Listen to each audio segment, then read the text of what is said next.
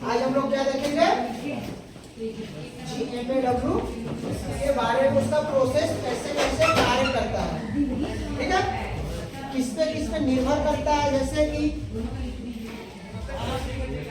Electrode का आकार, wire feeder का दर, यानी कितना स्पीड से वो वायर फीड कर रहा है, आगे बढ़ा रहा है, और आगे क्या है, आर्क वोल्टेज कितना होना चाहिए, करंट यानी स्पीड करेंगे, फिर तो उसका करंट और स्पीड कंट्रोल हो जाता है बीच से, और आर्क वोल्टेज अलग से हमको कंट्रोल करना पड़ता है मशीन के अनुसार। अभी आगे उसको हम लोग देखेंगे। और फिर स्टिक आउट क्या होता है, इलेक्ट्रोड स्टिक आउट,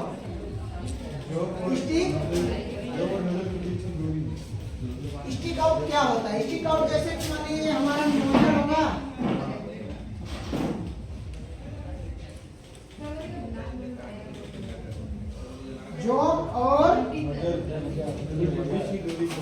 जॉब और नोजल के बीच की दूरी को हम स्टिक आउट बोलते हैं। ठीक है, स्टिक आउट कितना एमएम रखना चाहिए, किस मशीन पर कितना रखना चाहिए, उसको आगे हम लोग देखेंगे किस पे निर्भर करता है। जैसे कि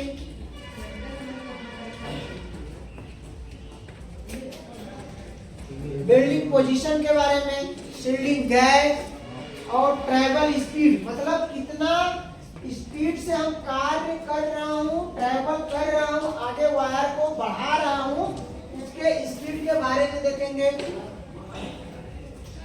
इलेक्ट्रोड पोजीशन, वेल्ड किए जाने वाले धातु की मोटाई के लिए उचित आकार का तार, जिस स्थिति में वेल्डिंग किया जाना है, मतलब कि हम इलेक्ट्रोड का वायर कैसे करेंगे, मिग वायर को कैसे इसका प्रयोग करेंगे, कैसे किस पे निर्भर है, जॉब की मोटाई और वेल्डिंग पोजीशन के अनुसार ही हम मिग वायर का प्रयोग करेंगे।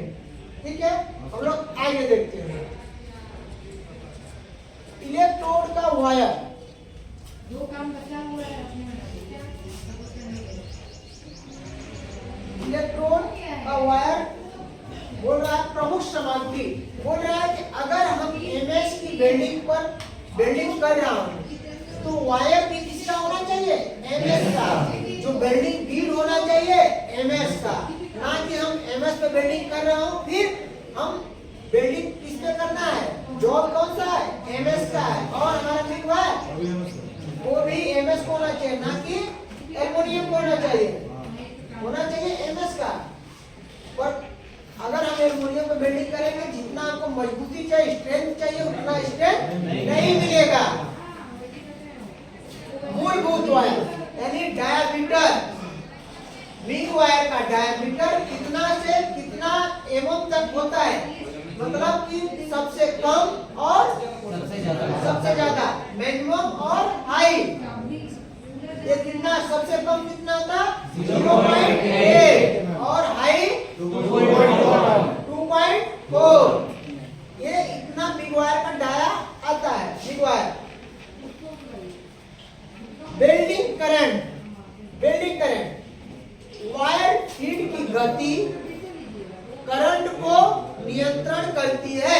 बोल रहा है वायर फीड की गति, यानी कितना स्पीड से हम कार्य कर रहे हैं, कितना स्वाम वायर निकल रहा है, वही गति इसको कर रही है, कंट्रोल, करंट को कंट्रोल कर रही है। ठीक है,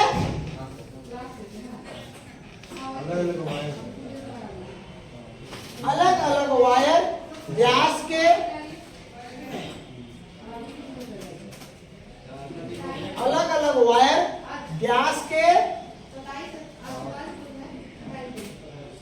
साथ कम या ज्यादा करंट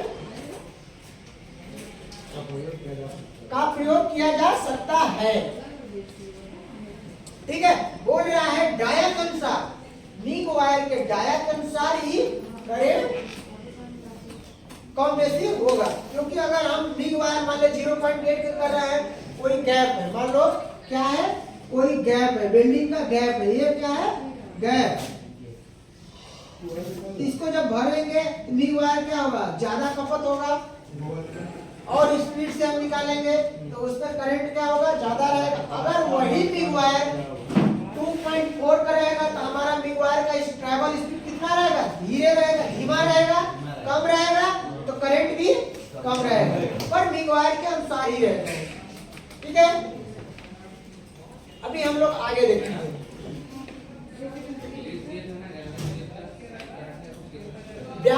वायर के व्यास को बदलने के लिए, वायर के व्यास को बदलने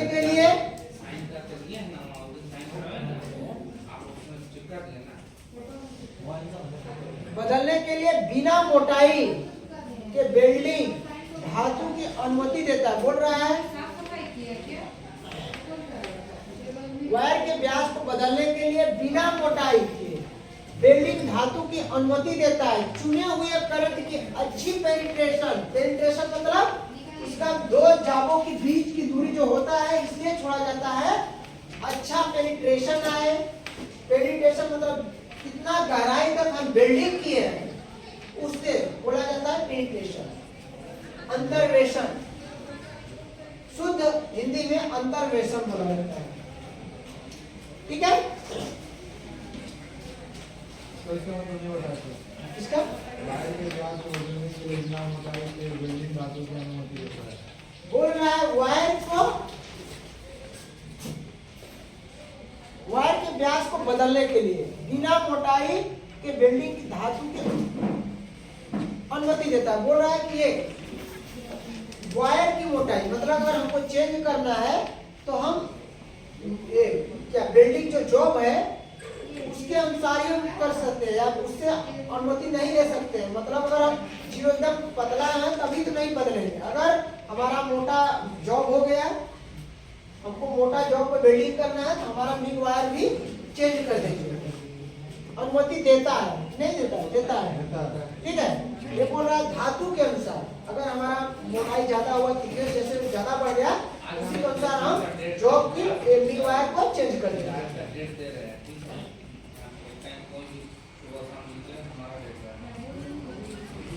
चुने हुए करंट की अच्छी पेनिट्रेशन के लिए करंट उचित होना चाहिए। बोल रहा है चुने हुए करंट यानी करंट अगर हम जितना रखते हैं उसको अच्छा होना चाहिए कि हमको अच्छा पेनिट्रेशन दे, जॉब में मजबूती आए। हम वेल्डिंग कर रहा हूँ, जॉब पिघल ही नहीं आए, क्या उतना अच्छा पेनिट्रेशन मजबूती आएगा? नहीं। जब जॉब पिघल के नीचे जाएगा, ज्यादा फूल धात में पिघलेगा तभी वो पेनिट्रेशन आएगा। होना चाहिए। इससे अंडरकट और तुलने की कमी किया जा सकता है। बोल रहा है एक अच्छा करंट को अगर हम चॉइस करेंगे, प्रयोग करेंगे, उससे अंडरकट मतलब बगल में जो कट होता है, बिल्डिंग करते समय यहाँ कट हो जाता है ना, तो उससे ज्यादा नहीं होगा। अगर हम एक अच्छा करंट रखेंगे, ज्यादा करंट मिग वायर से ज्यादा रख देंगे तो भी अंडरकट हो जाएगा। क्यों? अगर हम ज्यादा स्पीड बढ़ा देंगे तो ज्यादा ऑटोमेटिक करंट हो जाएगा। तो किधर वेल्डिंग हम इधर ट्रैवल कर रहे हैं, इधर कट मार दिया तो एक कट हो जाएगा। वेल्डिंग की सफलता इलेक्ट्रोड की टिप पर उच्च करंट इसका कारक है। बोल रहा है कि इलेक्ट्रोड की टिप मतलब कि हम जब टच करते हैं उसी पर टिप पे ही करंट है, कि उसमें ज्यादा करंट, हाई करंट है। वायर में नहीं है सभी जगह, अगर हम पकड़े करंट नहीं है, पर जब हम दो तारों को जब सटाएंगे, एक टच करेंगे तो वहां पर हाई करंट, तो क्या होगा? पिघलेगा। ठीक है, टिप पर उच्च करंट इसका कारक है। जेएमडब्ल्यू वेल्डिंग की सफलता इलेक्ट्रोड पर उच्च धारा घनत्व की एकाग्रता का कारण है। करंट सेक्शन पर सामान्य डाटा नीचे दिया गया। बोल रहा है कि इसका डाटा नीचे दिया गया है, कैसे कैसे होता है।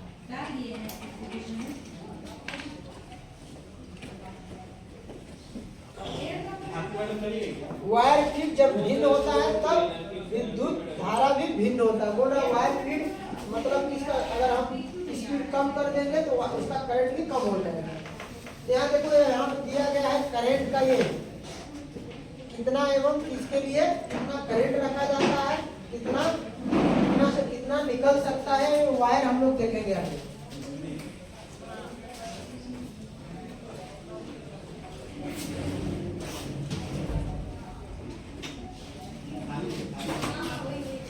मिग वायर है यहाँ पर ना, mm होगा मिग वायर।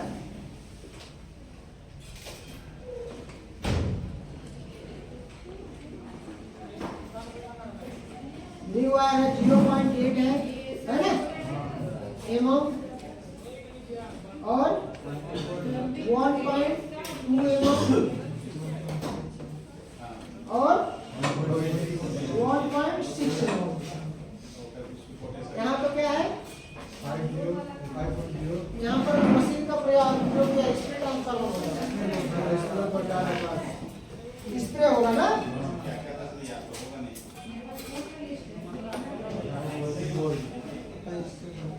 स्प्रे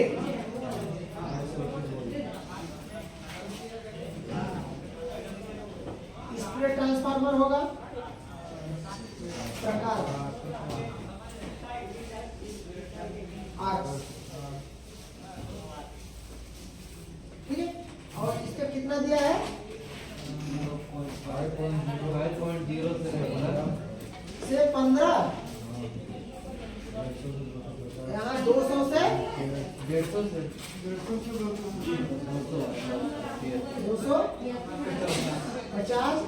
एम्पियर होगा ना। ठीक है, यहाँ इसका वोल्टेज भी दिया है, कितना वोल्टेज रखना चाहिए, देखिए 28 से 32 वोल्ट दिया है ना, 32 वोल्ट, ठीक है, भी लगाया है। इसके आगे कौन सा है, 5.0 शॉर्ट सर्किट है ना, शॉर्ट सर्किट पावर तो शॉपिंग में cutting machine angle circuit circuiting है। फिर आर कितना है इसका, 2.5 से 7.5 16 से 22 वोल्ट, ठीक है। ये मैं समझा दूंगा, आप समझ जाओगे ना। 2.5 से 7.5, ठीक है।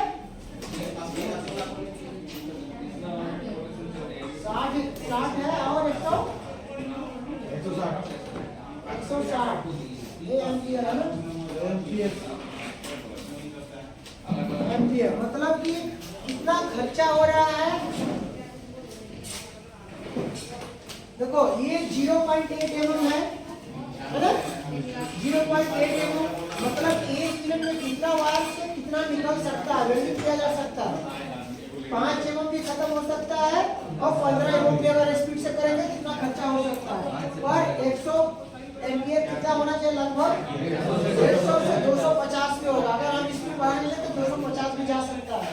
अगर 15 mm खत्म हो रहा है 15 मीटर तो 250 पे हो जाएगा, ठीक है। निर्भर किस पे करेगा, वायर के खपत पर, कितना स्पीड से निकल रहा है, ठीक है। इसमें ट्रांसफार्मर का कौन सा वो होगा, वोल्ट कितना होना चाहिए, 28 से 32 वोल्ट, कितना होना चाहिए, 28 से 32 वोल्ट।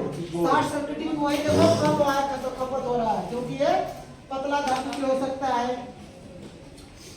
2 से 2.5 से 7.5 तक ये उसके हाफ कर रहा है खत्म, ठीक है। पर इसके कम ही वोल्ट, ये वोल्टेज भी कम है 16 से 22 वोल्ट, इसमें शॉर्ट सर्किटिंग है और एम्पियर 60 से 160। ये कितना खपत हो रहा है, मतलब मीटर में है, 1 मिनट में कितना मीटर खपत हो रहा है ये चीज दिया गया है। और यहाँ पर कितना है,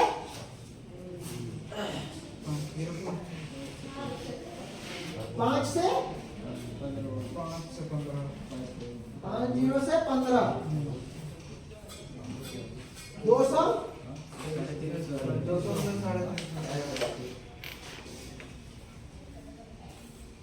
इसमें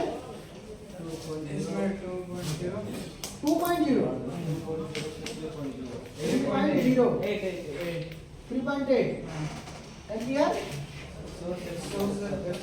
100 से 175, ठीक है। मतलब कि जितना मोटाई थिकनेस ये बढ़ा और ज्यादा नहीं बढ़ा है, पर बढ़ा है, ठीक है।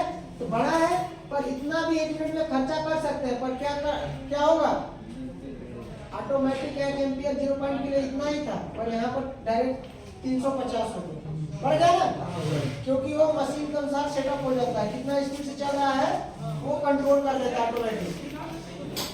किस मशीन में? Spray transformer. कितना वोल्टेज होना चाहिए? 28 से 32 वोल्ट होना चाहिए।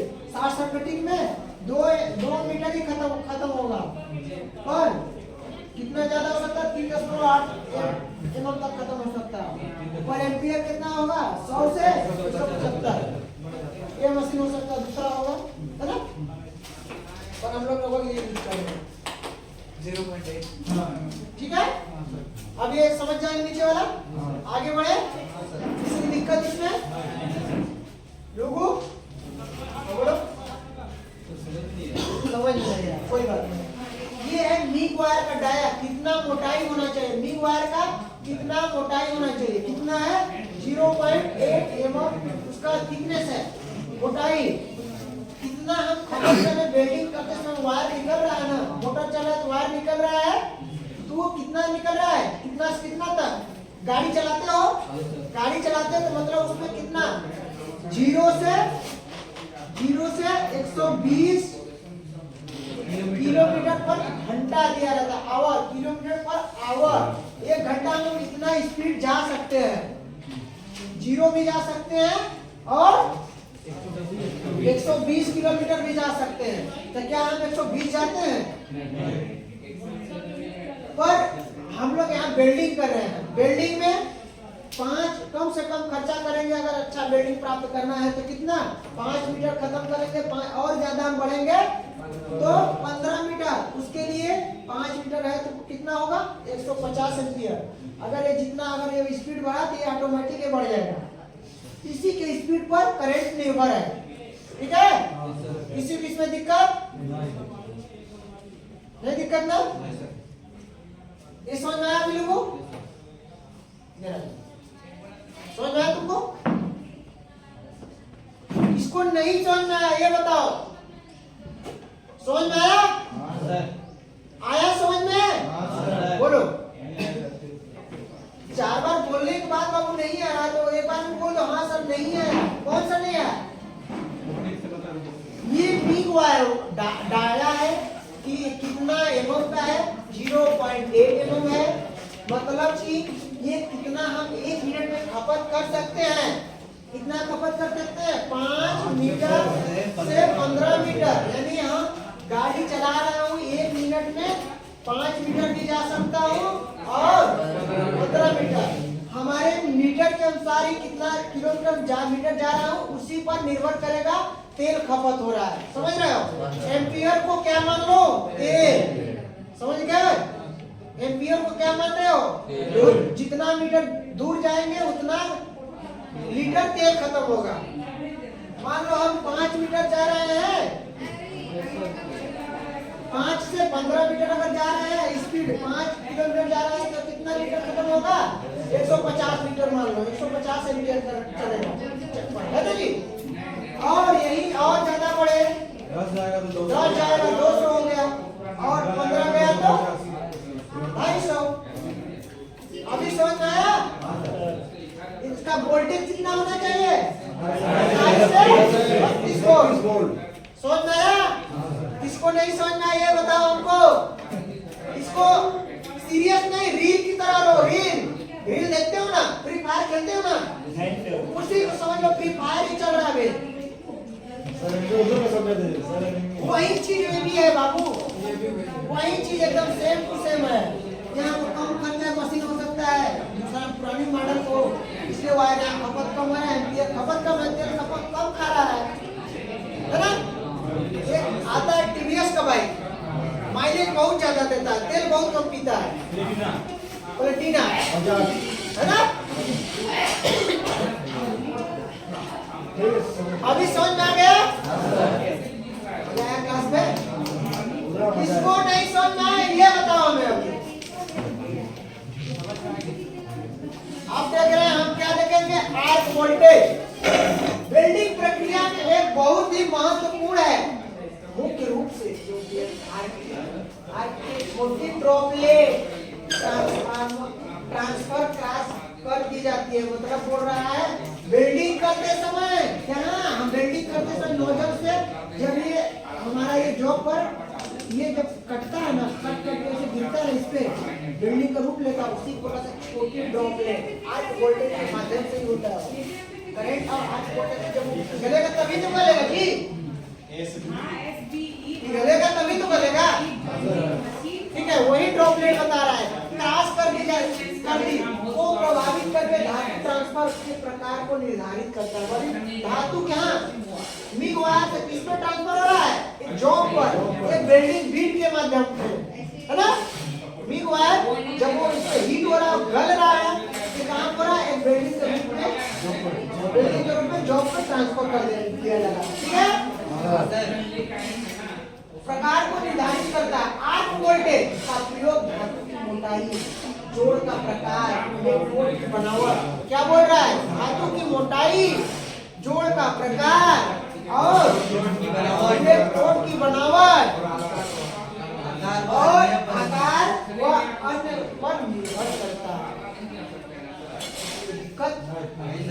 समझ में आया?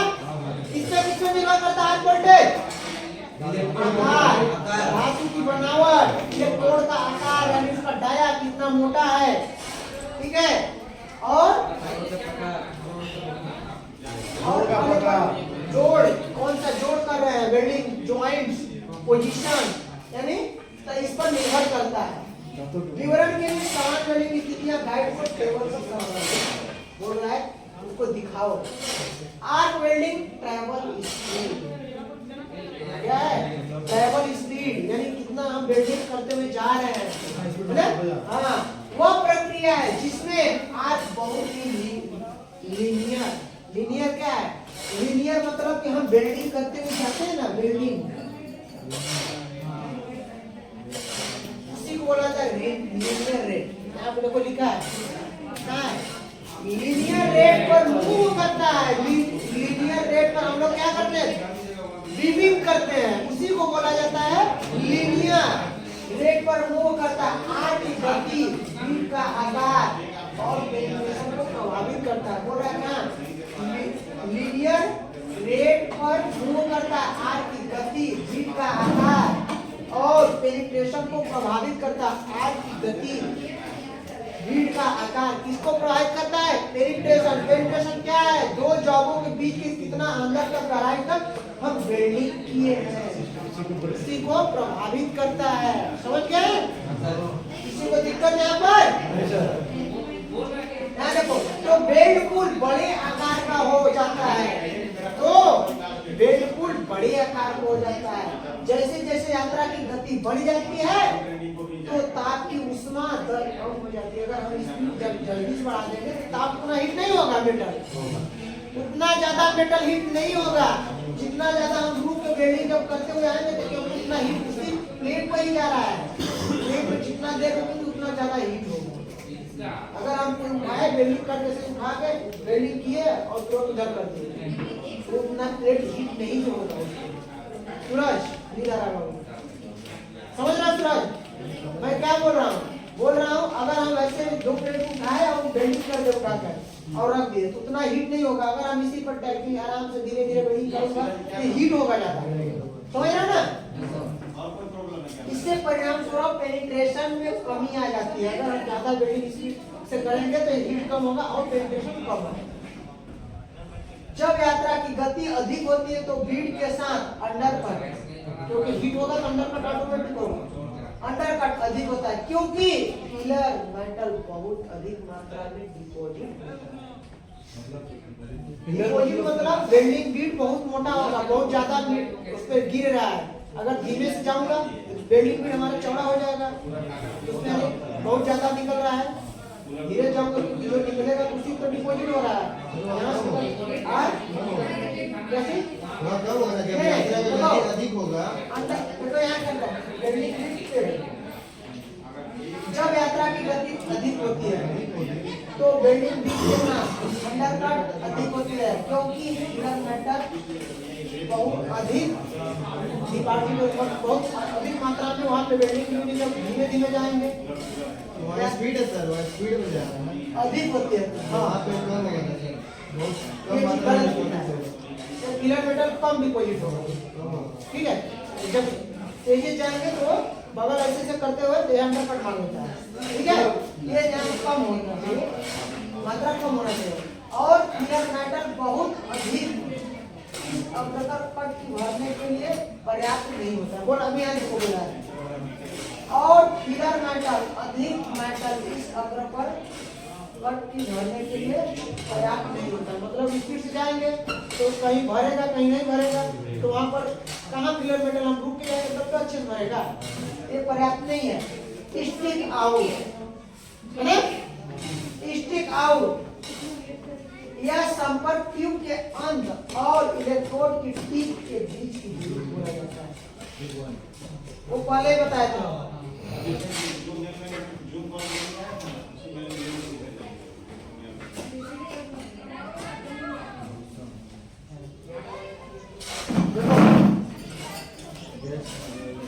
ये है क्या है, नोजल है, नोजल और जॉब के बीच की दूरी, तो ये बोला जाता है स्टिक आउट। देखो यहाँ आर्क लेंथ भी दिखाया है थोड़ा सा, जो यहाँ पे पिघला हुआ मेटल दिख रहा है ना, हल्का सा आर्क लेंथ भी दिखाया गया। देखो ये वाला है ना, ये जो दूरी है ये स्टिक आउट दिखा रहा है एक्चुअल में, पर ये हल्का जो पिघल गया है ये आर्क लेंथ बता रहा है कि ये नहीं इतना आर्क लेंथ।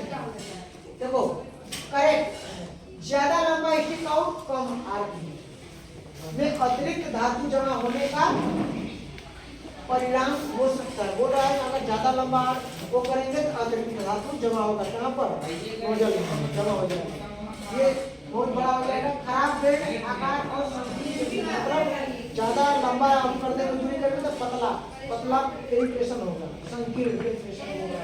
संकीर्ण मतलब पतला होता है, उत्पन्न करता है जब स्टिक आउट अधिक स्पैटर नोजल में जमा होगा। बहुत ज्यादा भी हम पास कर देंगे ना, नोजल में छोटा छोटा स्पैटर बहुत ज्यादा कुछ है,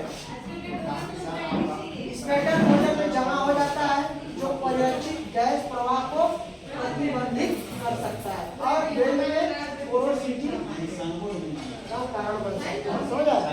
मतलब कि अगर स्पैटर जब नोजल में हो जाएगा तो वहां से गैस निकलेगा नहीं, जब गैस नहीं निकलेगा तो हमारे जो में पोरोसिटी ग्लोबस अनेक प्रकार के इफेक्ट आ जाएंगे। समझ रहे हो? है ना? देखो हमको ये कितना रखना चाहिए शॉर्ट सर्किट में, 6 से 13 एम शॉर्ट सर्किट में मशीन वाले में, और स्प्रे में 13 से 25 एम तक स्टिक आउट रखना चाहिए। ध्यान देना, कोई भी हो हम लोग को लगभग इतना 13 से 25 के बीच में ही रखना चाहिए। हम लोग लगभग हम बताएं और देखेंगे इलेक्ट्रोड की स्थिति।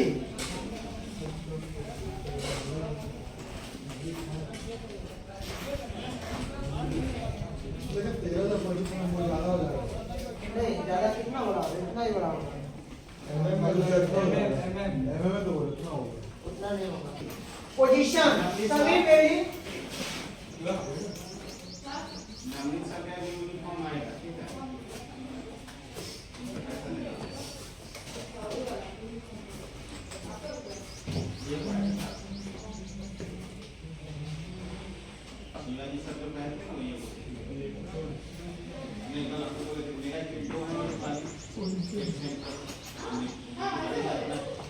ठीक है।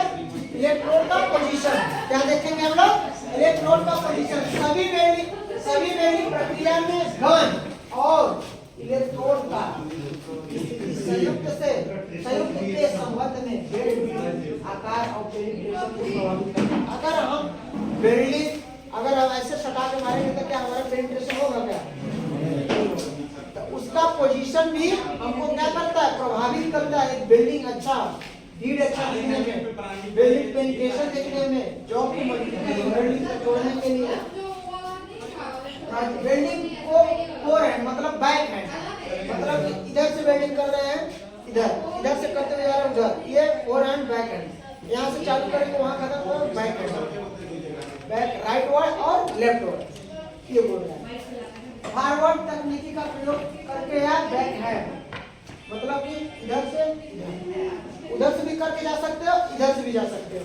इधर से ये करते हुए फॉरवर्ड जा रहे हो, उधर से आ रहे हो बैक, इधर से जा रहे हो ऊपर, इधर से जा रहे हो फॉरवर्ड आगे, बैकवर्ड, तकनीकी का प्रयोग करके कर सकते हैं।